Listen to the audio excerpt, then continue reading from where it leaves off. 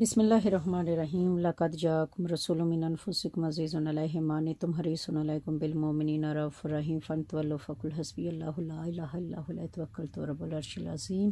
آمین ثم آمین۔ سورۃ مائدہ کا ترجمہ جاری ہے۔ آیت نمبر 94 سے شروع کرتی ہوں۔ اللہ کے نام سے شروع جو نہایت مہربان اور ہمیشہ رحم فرمانے والا ہے۔ اے ایمان والو، اللہ کسی قدر شکار سے تمہیں ضرور آزمائے گا جس تک تمہارے ہاتھ اور تمہارے نیزے پہنچ سکتے ہیں، تاکہ اللہ اس شخص کی پہچان کروا دے جو اس سے غائبانہ ڈرتا ہے۔ پھر جو شخص اس کے بعد بھی حد سے تجاوز کر جائے تو اس کے لیے دردناک عذاب ہے۔ اے ایمان والو، تم احرام کی حالت میں شکار کو مت مارا کرو، اور تم میں سے جس نے بحالت احرام قصداً اسے مار ڈالا تو اس کا بدلہ مویشیوں میں سے اسی کے برابر کوئی جانور ہے جسے اس نے قتل کیا ہے، جس کی نسبت تم میں سے دو عادل شخص فیصلہ کریں کہ واقعی یہ جانور اس شکار کے برابر ہے، بشرطے یہ کہ وہ قربانی کا با پہنچنے والی ہو یا اس کا کفارہ چند محتاجوں کا کھانا ہے۔ جانور کی قیمت کے برابر معمول کا کھانا جتنے بھی محتاجوں کو پورا آ جائے، یا اس کے برابر یعنی کہ جتنے محتاجوں کا کھانا بنے اس قدر روزے ہیں، تاکہ وہ اپنے کیے کے بوجھ کا مزہ چکھے۔ جو کچھ اس سے پہلے ہو گزرا اللہ نے اسے معاف فرما دیا، اور جو کوئی ایسا کام دوبارہ کرے گا تو اللہ اس سے نافرمانی کا بدلہ لے لے گا، اور اللہ بڑا غالب بدلہ لینے والا ہے۔ تمہارے لیے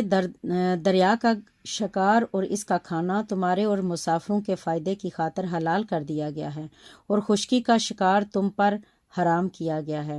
جب تک کہ تم حالت احرام میں ہو، اور اللہ سے ڈرتے رہو جس کی بارگاہ کی طرف تم سب جمع کیے جاؤ گے۔ اللہ نے عزت اور ادب والے گھر کا کعبہ کو لوگوں کے دینی اور دنیاوی امور میں قیام امن کا باعث بنا دیا ہے، اور حرمت والے مہینے کو اور کعبہ کی قربانی کو اور گلے میں علامتی پٹے والے جانوروں کو بھی جو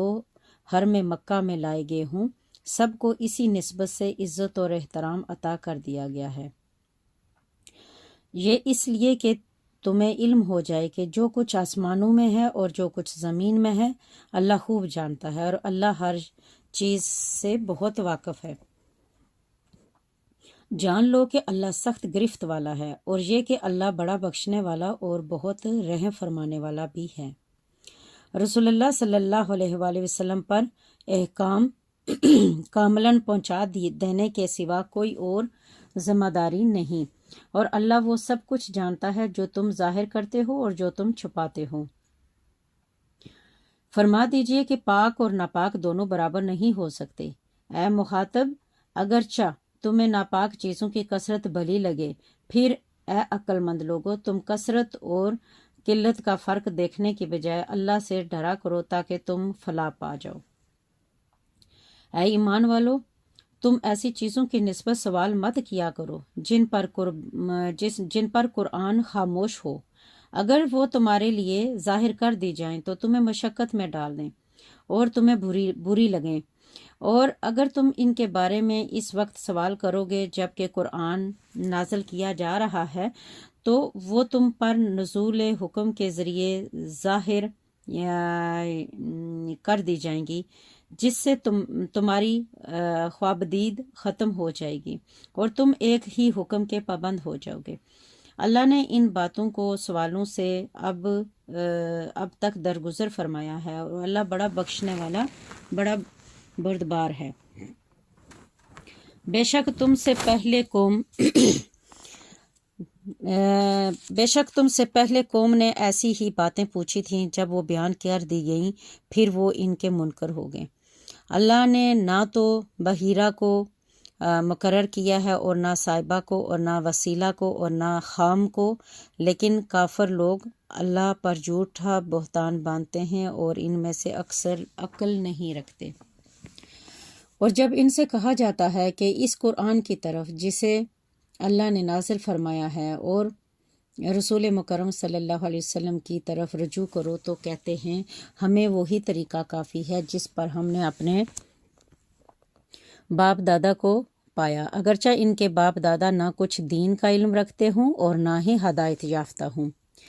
اے ایمان والو، تم اپنی جانوں کی فکر کرو، تمہیں کوئی گمراہ نقصان نہیں پہنچا سکتا اگر تم ہدایت یافتہ ہو چکے ہو تو۔ تم سب کو اللہ ہی کی طرف پلٹنا ہے، پھر وہ تمہیں ان کاموں سے خبردار کر دے گا جو تم کرتے رہے تھے۔ اے ایمان والو،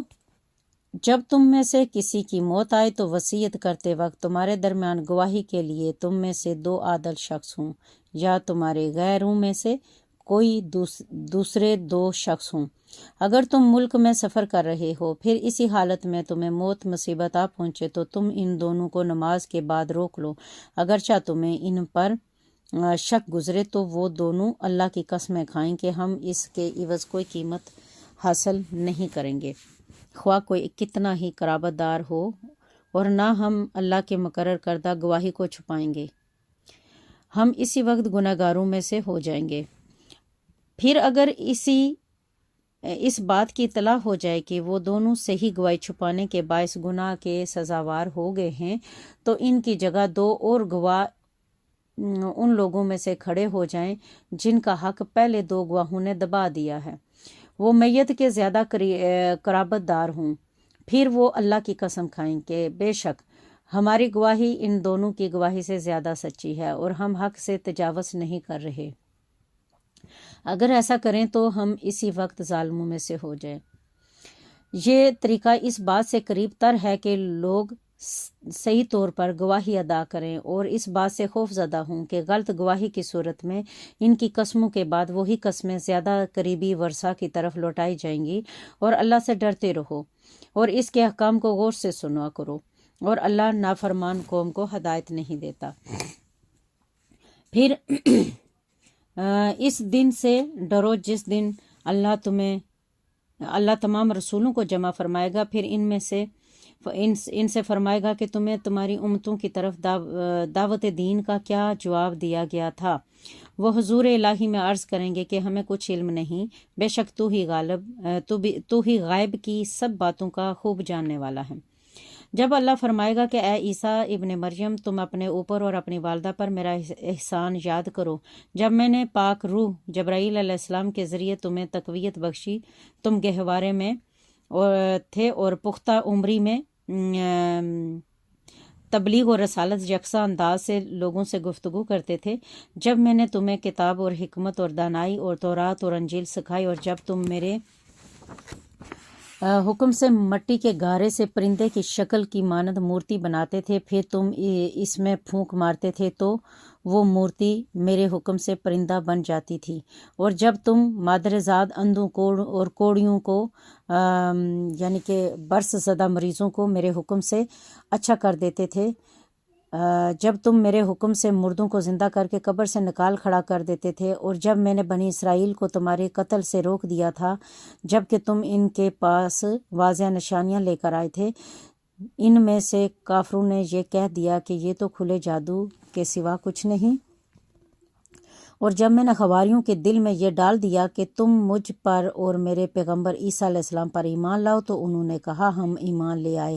اور تو گواہ ہو جا ہم یقیناً مسلمان ہیں۔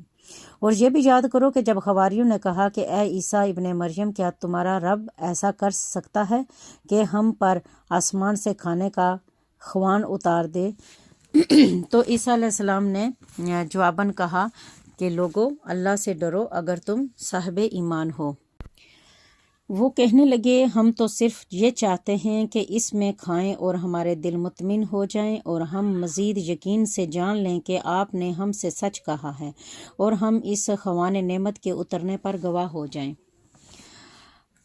عیسیٰ ابن مریم علیہ السلام نے عرض کیا کہ اے اللہ، اے ہمارے رب، ہم پر آسمان سے خوان نعمت نازل فرما دے کہ اس کے اترنے کا دن ہمارے لیے عید ہو جائے،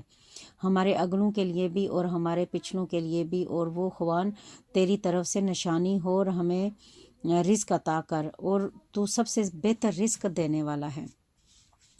اللہ نے فرمایا بے شک میں اس سے تم پر نازل فرماتا ہوں، پھر تم میں سے جو شخص اس کے بعد کفر کرے گا تو یقیناً میں اسے ایسا عذاب دوں گا کہ تمہیں تمام جہان والوں میں سے کسی کو بھی ایسا عذاب نہ دوں گا۔ اور جب اللہ فرمائے گا اے عیسیٰ ابن مریم، کیا تم نے لوگوں سے کہا تھا کہ تم مجھ کو اور میری ماں کو اللہ کے سوا دو معبود بنا لو؟ وہ عرض کریں گے تو پاک ہے، میرے لیے یہ روا نہیں کہ میں ایسی بات کہوں جس کا مجھے کوئی حق نہیں۔ اگر میں نے یہ بات کہی ہوتی تو یقیناً تو اسے جانتا، تو ہر اس بات کو جانتا ہے جو میرے دل میں ہے، اور میں ان باتوں کو نہیں جانتا جو تیرے علم میں ہیں۔ بے شک تو ہی غیب کی سب باتوں کو خوب جاننے والا ہے۔ میں نے انہیں سوائے اس بات کے کچھ نہیں کہا تھا کہ جس کا تو نے مجھے حکم دیا تھا کہ تم صرف اللہ کی عبادت کیا کرو، جو میرا بھی رب ہے اور تمہارا بھی رب ہے۔ میں ان کے عقائد اعمال پر اس وقت تک خبردار رہا جب تک میں ان لوگوں میں موجود رہا، پھر جب تو نے مجھے اٹھا لیا تو ہی ان کے حالات پر نگہبان اور تو ہی ہر چیز پر گواہ ہے۔ اگر تو انہیں عذاب دے تو وہ تیرے ہی بندے ہیں، اگر تو انہیں بخش دے تو بے شک تو ہی بڑا غالب حکمت والا ہے۔ اللہ فرمائے گا کہ یہ ایسا دن ہے کہ جس میں سچے لوگوں کو ان کا سچ فائدہ دے گا۔ ان کے لیے جنتیں ہیں جن کے نیچے نہریں جاری ہیں، وہ ان میں ہمیشہ ہمیشہ رہنے والے ہیں۔ اللہ ان سے راضی ہو گیا اور وہ اس سے راضی ہو گئے۔ یہی رضائی الہی سب سے بڑی کامیابی ہے۔ تمام آسمانوں اور زمین کی اور جو کچھ اس میں ہے سب کی بادشاہی اللہ ہی کے لیے ہے، وہ ہر چیز پر بڑا قادر ہے۔ صدق اللہ العظیم۔ سورۃ نام کا ترجمہ مکمل ہوا۔ اللہ تعالیٰ سے دعا کرتی ہوں کہ یا اللہ پاک اس سورت کی تمام ترجمہ جو ہم نے سب نے پڑھا سنا، ہم سب کو اس کے اوپر عمل کرنے کی توفیق عطا فرما، آمین ثم آمین۔